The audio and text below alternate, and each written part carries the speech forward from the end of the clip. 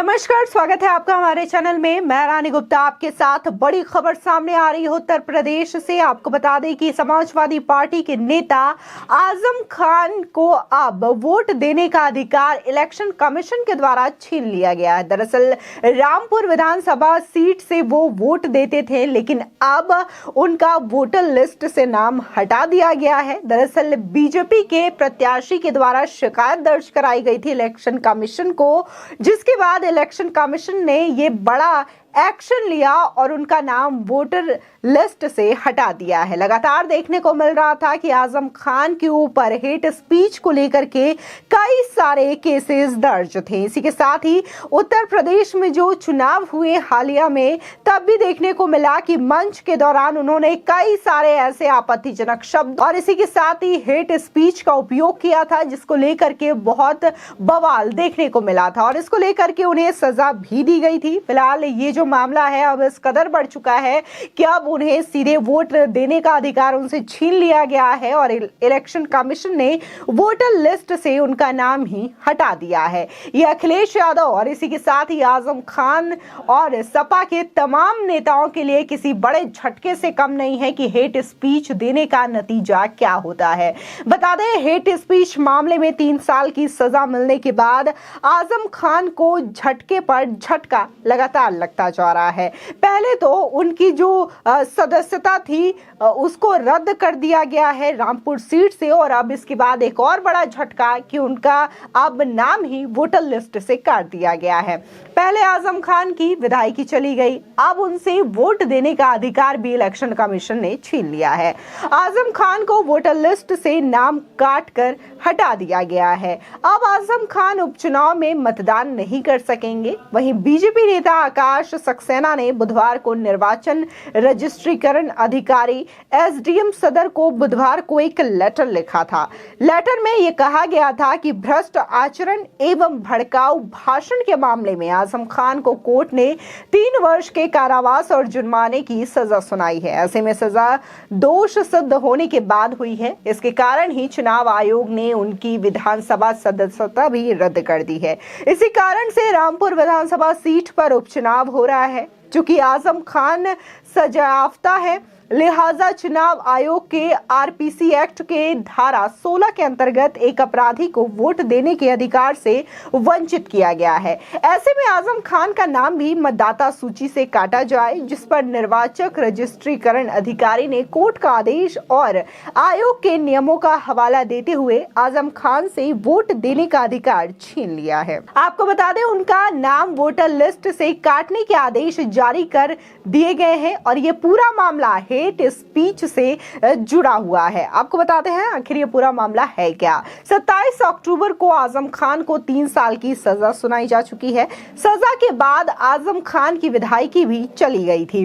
भड़काऊ भाषण का ये मामला साल 2019 के लोकसभा चुनाव का है। बता दें, आजम खान लोकसभा का चुनाव लड़ रहे थे, तब सपा और बसपा का गठबंधन भी देखने को मिला था। आजम खान चुनाव जीत भी गए थे। चुनाव प्रचार के दौरान उनके खिलाफ आचार संहिता उल्लंघन के कई विभिन्न मामले कई थानों में दर्ज किए गए थे। इनमें से एक मामला मिलक कोतवाली में हुआ था। उसमें उन पर आरोप लगाया गया कि उन्होंने पीएम मोदी और तत्कालीन जिलाधिकारी के लिए आपत्तिजनक शब्दों और बातों का उपयोग किया था, धमकी भी दी थी और दंगा भड़काने का प्रयास भी किया था। उनके द्वारा वर्ग विशेष से धर्म के नाम पर वोट की अपील भी की गई थी। इन आरोपों के साथ वीडियो अवलोकन टीम के प्रभारी अनिल कुमार चौहान की ओर से आजम खान के खिलाफ एक एफआईआर दर्ज करा गई थी। इससे पहले आजम खान ने फैसले को टालने के लिए प्रार्थना पत्र भी दिया था। उनकी ओर से कहा गया था कि यह मामला हाई कोर्ट में विचाराधीन है, इसलिए फैसले की तारीख को आगे बढ़ाया जाए। कोर्ट ने उनकी दलील खारिज कर दी थी। आपको बता दें, आजम खान के खिलाफ 3 धाराओं में केस दर्ज हुआ था। तीनों ही मामलों में उन्हें दोषी माना गया था। 2019 के लोकसभा चुनाव के दौरान आजम खान पर भड़काऊ भाषण देने का मामला दर्ज किया गया था। आरोप है कि भाषण के दौरान आजम खान ने पीएम मोदी और सीएम योगी पर भी आपत्तिजनक शब्दों का इस्तेमाल किया था और उनके खिलाफ भड़काऊ बातें कही थी। भड़काऊ भाषण का ये मामला वर्ष 2019 के लोकसभा चुनाव का है। आजम खान लोकसभा का चुनाव लड़ रहे थे, तब सपा और बसपा का गठबंधन देखने को मिला था, यानी कि मायावती और अखिलेश यादव एक ही मंच से चुनाव प्रचार करते हुए नजर आए थे। इसी के साथ ही आजम खान पर जहां चुनाव आयोग की ओर से देखने को मिला था कि आचार संहिता का उन्होंने उल्लंघन किया, इसी के साथ ही कई सारे भड़काऊ भाषण भी दिए थे पीएम मोदी को लेकर के और सीएम योगी को लेकर के, कई अपशब्द और धमकी भरे लहजे का इस्तेमाल करते हुए दंगा भड़काने का भी प्रयास किया था। इसी के साथ ही एक खास समुदाय और खास धर्म विशेष को टारगेट करके वोट मांगने की भी अपील की थी, जिसके बाद ये एक्शन आजम खान के खिलाफ लिया गया और उनके विरुद्ध एक एफआईआर भी दर्ज कराई गई। वही 9 अप्रैल 2019 को दर्ज हुआ था भड़काऊ भाषण का मामला। जी हां, 10 मार्च 2022 को 10वीं बार विधायक चुने गए आजम खान। इसी के साथ ही 22 मार्च 2022 को उसके बाद उन्होंने अपनी लोकसभा सदस्यता से इस्तीफा दे दिया।